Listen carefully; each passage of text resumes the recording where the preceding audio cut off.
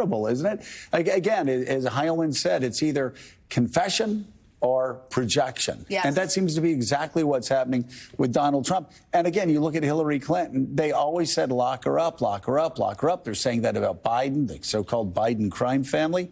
They've got nothing on anybody. They never have. Like we always say on the show, if Hunter's done something wrong, charge him, convict him, send him to jail. Yes. Right. Trump, the Trump appointed prosecutor.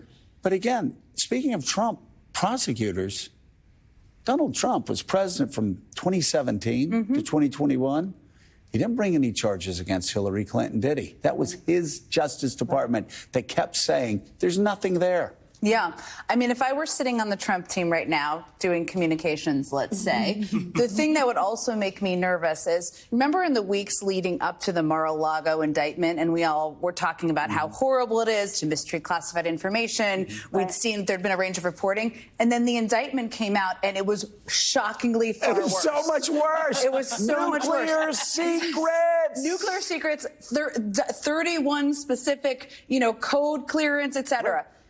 The legal process, and we'll see what happens in the Georgia case, and we'll see, of course, what Jack Smith has on January 6th, has been working as it should, meaning, yes, there's excellent reporting, but most of it is not leaking out of these prosecutors' offices. So if they move forward, we learn a great deal more than we knew before. And I had interviewed Jamie Raskin last week, and he said, I'm interested in hearing what Jack Smith has about these high-level conversations because we didn't have time to get to that level of detail. Right. And they did a lot in the January 6th committee. So my point is, indictments, if they're coming, are going to have a lot more detail.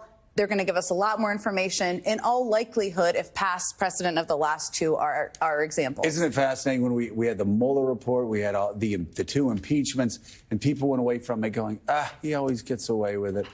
It never turns out to be what it was advertised. But, Eddie, it seems with these prosecutions, these federal prosecutions especially, it's always worse than we imagined. And you look at Georgia, I suspect. Remember the really talkative grand juror that went around like on her victory tour, I guess, afterwards?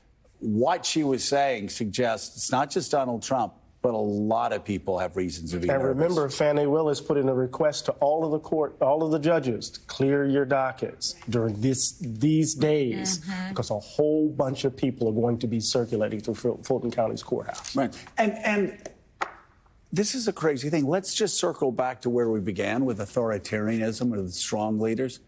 This Republican Party is supposed to be the law and order party. Right. Law and order, law and order. They're supposed to be, the Republicans